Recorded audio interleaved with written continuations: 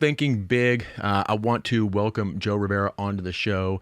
And before we start, before we go anywhere, I want to start with Joe is from New York. You're going to know Joe is from New York. And there may or may not be a few F-bombs. You never know in this episode. So, Joe, welcome to the show, man.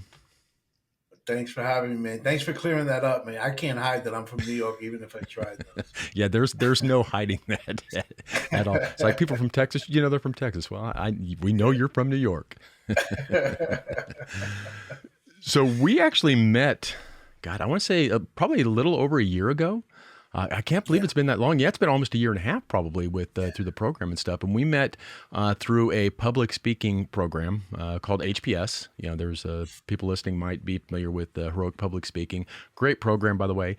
But we met going through there. And one of the wonderful things about going through that program was there was such a vast array of why each person was wanting to speak on stage, what message people were trying to put out to the world. And what was the big message? Like, why did you want to say, you know what, I'm going to go to this Heroic Public Speaking. I want to get this message out. What was that initial message that was really inside you that you wanted to? It's like, I've got to start sharing this on stage. I've got to start doing this as a keynote speaker or whatever, whatever stage speaking that you want to do. But what was that initial gut that said, I've got to do this. I've got to make this decision? Well, first off, shout out to Core 20, right? Oh, yeah. That was off HPS.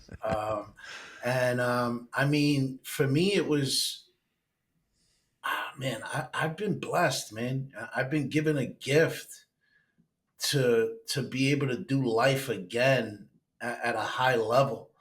And man, I asked for so many years, how do I give this gift back? Because I went from Park Avenue to Park Bench. I was emotionally, financially, and spiritually bankrupt. I lost everything. I even lost my life. I had my dream job in the financial industry as a stockbroker. In the early 2000s, I'm 25 years old, making seven figures a year. I should feel like I'm on top of the world at this point. But seven figures a year, that ain't good enough. I wanted more. I wanted eight figures or nine figures. And at this point in my life, being spiritually bankrupt, money was the only higher power that I knew. I was willing to do whatever it took to make more money. I was putting in late nights at the office one evening. And this dude, we call him Johnny Connect. We call him that because he had the connections to get his hands on anything you could imagine. And keep in mind, we're in New York. So this dude swears he's part of the mafia. He sits down at my desk and he says, "Hey, Joe, you think you're a top producer now? Take this little round pill and forget about it. You're going to produce even more." Wall Street was also known as Drug Street, and everyone's doing some kind of drug. I'm already smoking weed, drinking, or having some kind of mind altering substance in my body every single day for the past, I don't know, 10 years at this point. So I said, fuck it, why not? And that's when I got introduced to opiates. And that's when my battle with substance abuse took off to the next level. Now, I'm going to ask you a question here before you go. I'm going to ask you a question. Was there any red flags when his name is Johnny Connect? And looking back, was there any red flags that said, you know what? red flags all day, but I was overcoming all those red flags. I was risking my life every single day. Yeah. I overdosed twice. The last time, it took 6 cans of Narcan to bring me back to life. 6 fucking cans of Narcan. And that same night, I'm laying in the hospital bed. I wake up. I pull that EKG electrode off my body, leave the hospital against medical advice. And then when I get outside, it's the middle of winter. I'm in a hospital gown, shivering, looking like a crackhead, like Pookie from New Jack City, because of all those opiates that were being taken out of my system. And the first thing that I do, Sean, I call the dealer again to go get high. Yep.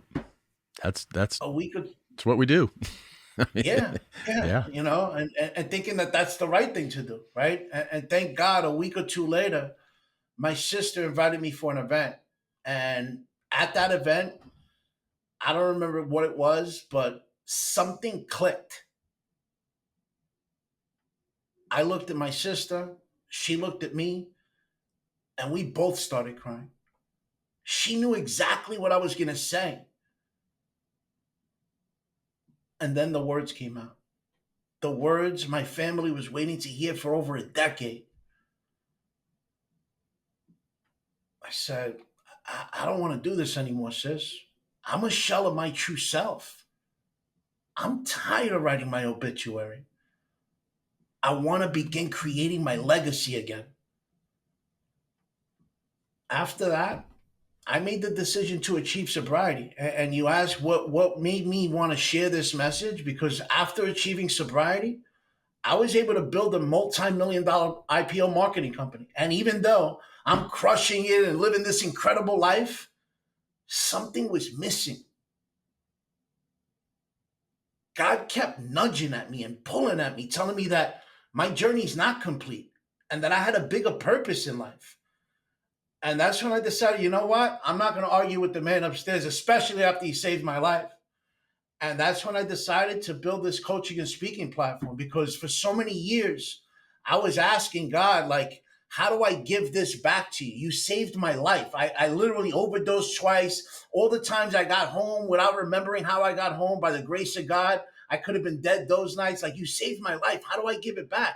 I can't give it back in a spiritual, in a physical form. You're a spiritual being. How do I give that back? Can't give you nothing materialistic.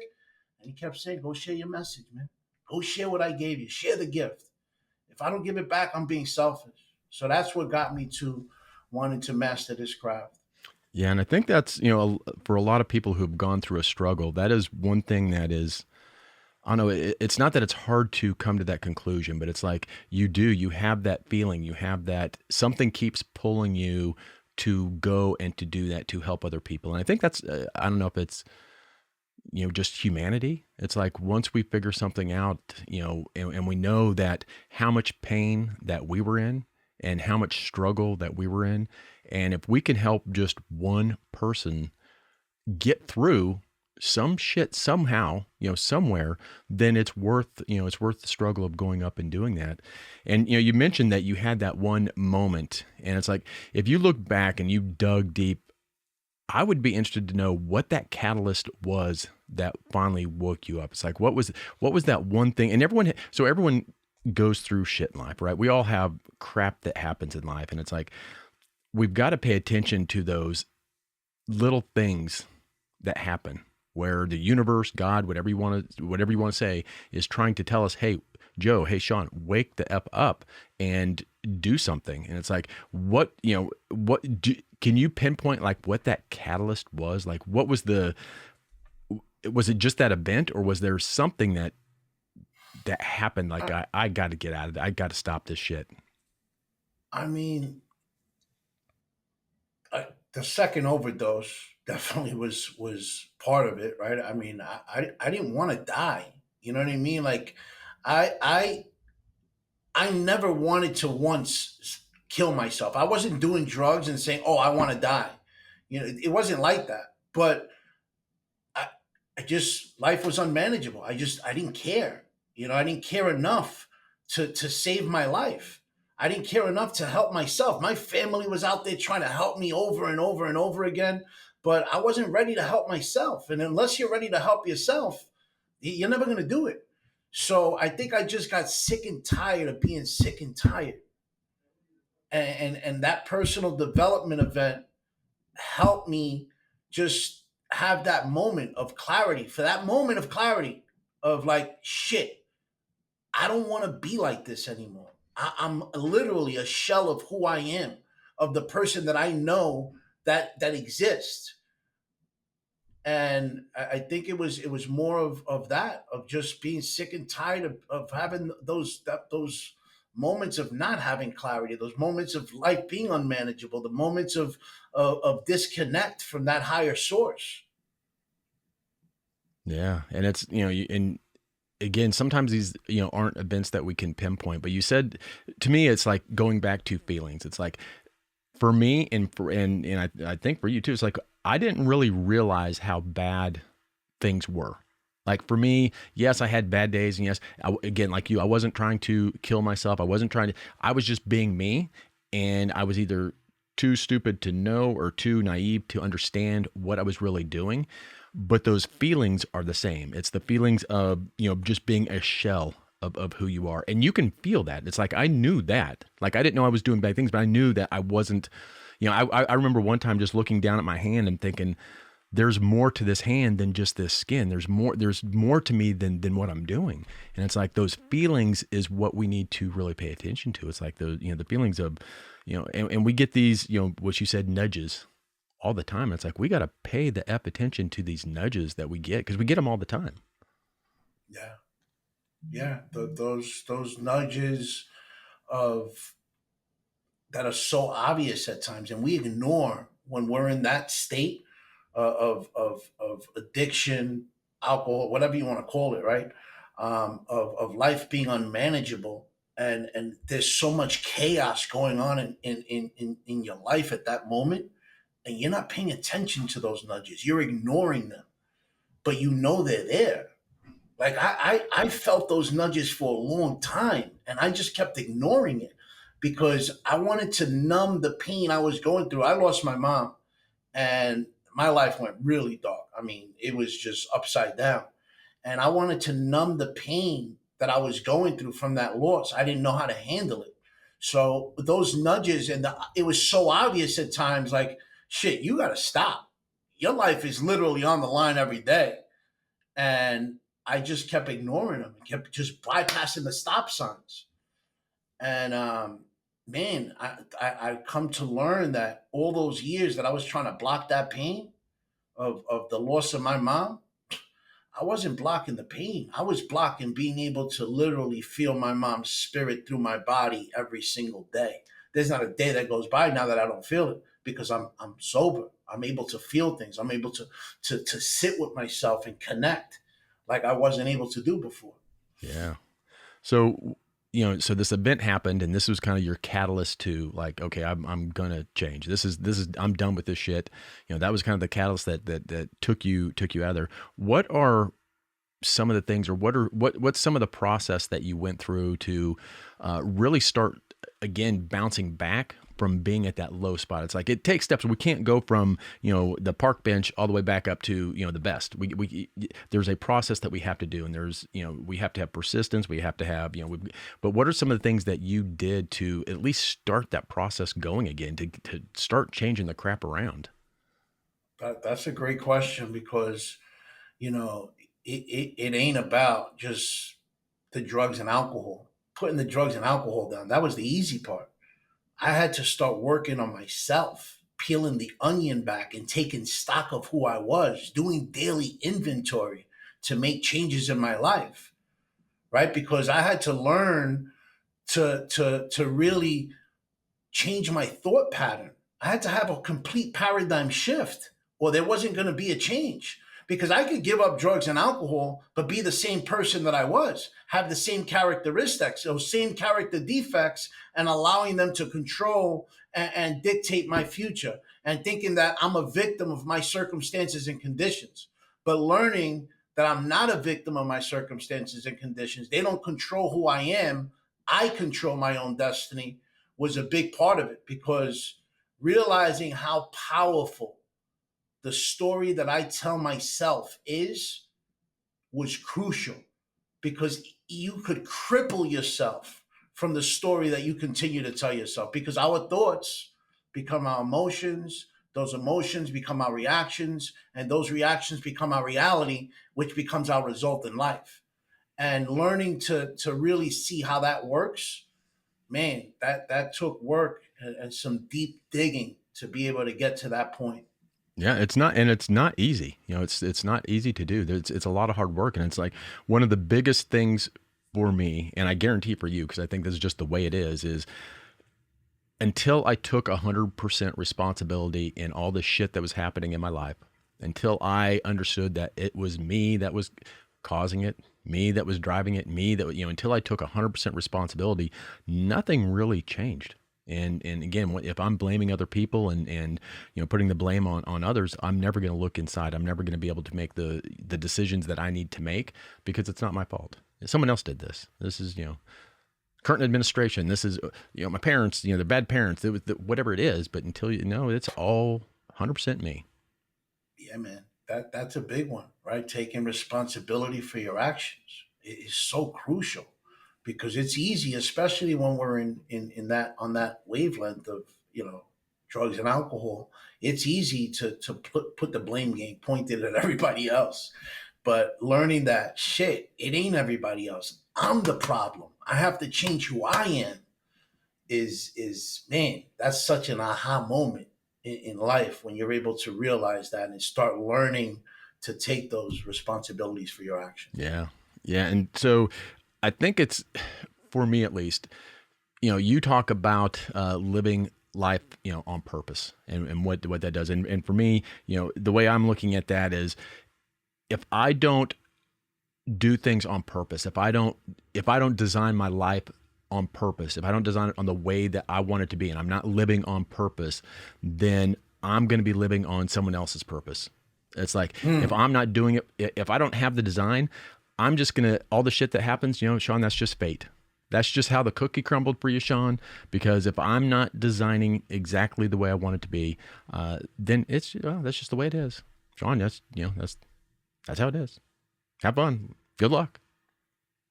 So for you, what does living on purpose mean for you? Like, I know now you are absolutely living on purpose. What does that mean to Joe?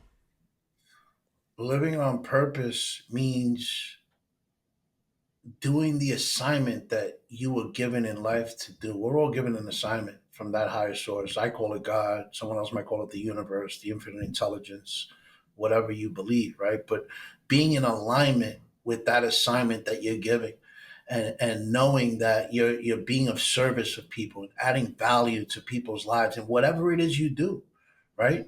Whatever it is you find that passion in, it is important to know what that is, because let me tell you, man, there's no drug, no alcohol will ever give me that euphoric feeling that I get when I'm able to empower someone to transform their life. For me, that's the gift that keeps on giving, right? And being able to really be in alignment with that, where I don't need an alarm clock to wake me up in the morning, because I'm waking, my higher power is waking me up, telling me it's time to go walk and live in your purpose.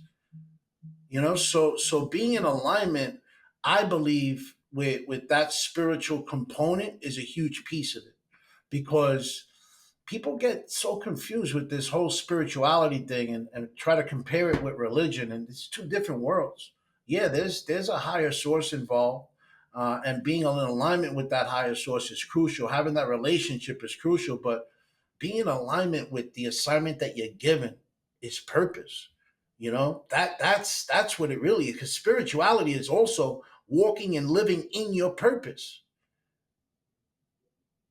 So having all that aligned for me is purpose. And I've been given this gift, and to be able to give it back is, for me, is purpose, right? So finding what your gift is and how you're going to share it with the world, I believe, is what purpose is all about, because we're all given a gift. Yeah, I think every single human being on this planet has a gift to give.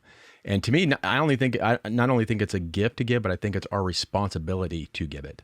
Not just, it's not an option. It's not something we should do. We have the responsibility to give our gift to the world. And that's just the way I think about it. Now, what during some of my coaching, like I coach people, I coach groups, I do mastermind groups. And one of the things that I not always run into, but a lot of times run into, especially when people are coming in new from, either this personal development, but finding their why. It's like I get a lot of people that come in like, well, I know I want something, I know I do, but I don't know what my why is. I don't know how to find my passion or my purpose. What do you think about that? Because I know you talked a little bit about, overcoming fears and finding your why. How do you define that, or how do you do that?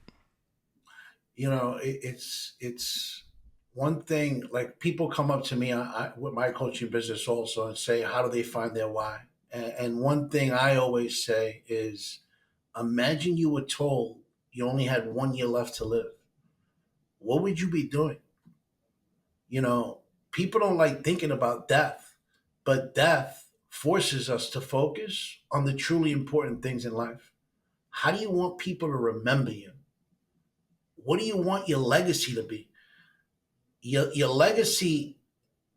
I spent some time with one of my mentors over the weekend, Eric Thomas and Jeremy Anderson, at an event, and you know, your legacy. I think it was ET that said it. Your legacy isn't something you leave behind; it's something you leave forward, because it's for the future. It's for the people that you're leaving behind, the people that are ahead of you. What do you want? What do you want your children to say about you? What do you want the people that you impact around the world to say about you?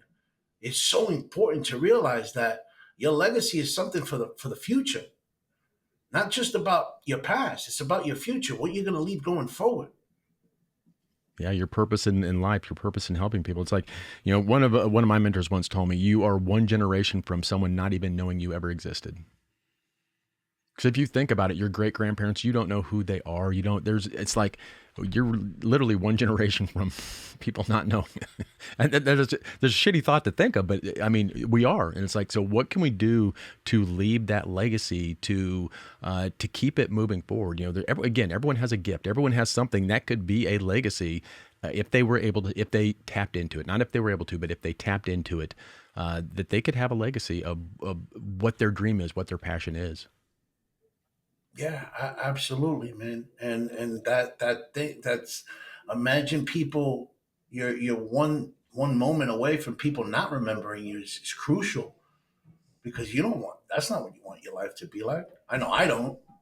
I want people to remember me for the impact that I make. I want people to remember me for being able to add value to their life. I want people to remember me for the service that I do. That's important to me. That's all my purpose right there. Yeah, and so for me, I think as I get older, I start seeing that I need to have this, this legacy to move forward. And to me, it's like we always want to recreate. And I think when we're younger, it's with kids, with grandkids. It's like we're trying to, create these things that keep going and going after we're gone. Our family, our stuff. But then once you get past that kid's age, you still want to birth things into this world that continue to grow and grow even when you're gone. And I think that's, I see a lot of people that get into, when they're 45 and over. It's like, okay, I've done my creation, I've done my creating, and it's, I've got kids, I've got grandkids, whatever it is. But now it's like, now what? Now, what can I birth into this world? What can I create in this world that's going to keep going forward over and over again? And I think that is hugely important for not only for humanity moving forward, but I think really more for us to have that. We are creative beings. We can't do anything but create. And if we don't have an outlet to create, and again, creating these legacies, again, to me, that is just like children. We are birthing children. We're birthing these ideas. We're birthing these things into this world that should continue to go on over and over again. Yeah. Absolutely, man. Absolutely. The creating is what we do. We're spiritual beings living a human experience, and we're meant to be able to go out there and create not just the amazing little ones that we create in the world, but also to create our own destiny, and realizing that we have that power within us to live the life that we want to live, success on our terms. I mean, man, that's such a gift, man. The power of choice that we've been blessed with, to go out there and choose what you want your life to be like. Man, that's such a blessing. Yeah. And yeah, one of my mentors once told me, it's like we do nothing but create, whether it's good or bad. we're creating either shit or we're creating gold. It's like but we're always creating. We're always doing it. We're always, that we do nothing but create. And it's like, yeah, living on purpose and doing the things our way, getting our, making the life that we want. And I think a lot of people take that the wrong way. When like, for instance, when I say I want to be rich, it's not rich in money. It's rich in life. It's richness in my relationships. It's richness. It's like when you talk about food, oh, that was delicious, rich food. That doesn't mean it was expensive food. It means it was full of life, full of stuff. That's what I mean by rich. It's like I want to live life on my terms and live it richly, not with money. Live it richly. Yeah, absolutely.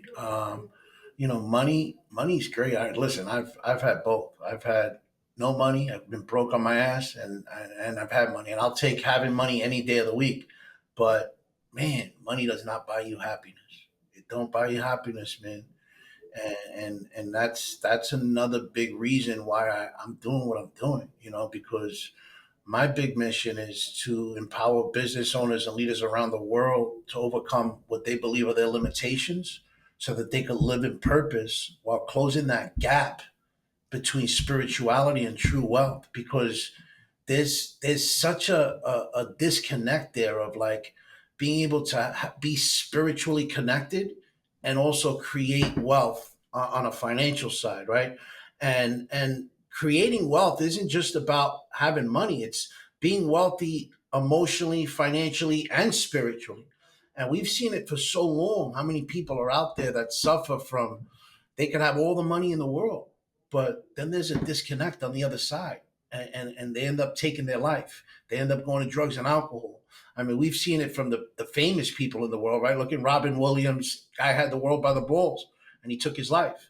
Chris Farley, another one, went to drugs and alcohol, took his life. And those are just people that we know because they're famous. Imagine all the other billionaires out there that are empty and they end up taking their life, or they end up destroying their life because of drugs and alcohol. So, man, money does not buy you happiness, and wealth is not just about money. It's really about having a wealthy lifestyle. That's what I consider Yep. wealth being. Yep. Absolutely agree, and I think that's such an important thing to bring forward because it is. It's a huge thing. People, and again, I think maybe it's society, maybe social media, who knows? But it's like people think, okay, wealth is just money. It's having the yachts, but that's not what it's about. That is not what it's about. That's not living. Nope, not living.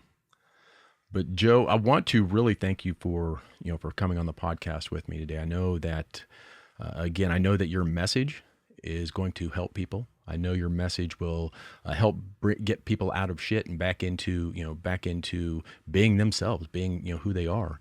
And for those those that are listening, I'm going to put everything in the show notes as well. But to get with Joe, it's with joerivera.com is your website. Again, all of this stuff is going to be in the show notes. And Joe is actually giving away his 3 secret pillars to creating true wealth. We just talked about some of that. And all you're going to have to do, again, this is in the show notes, but just text him the word Reforge to, what is it, 646-495-9867.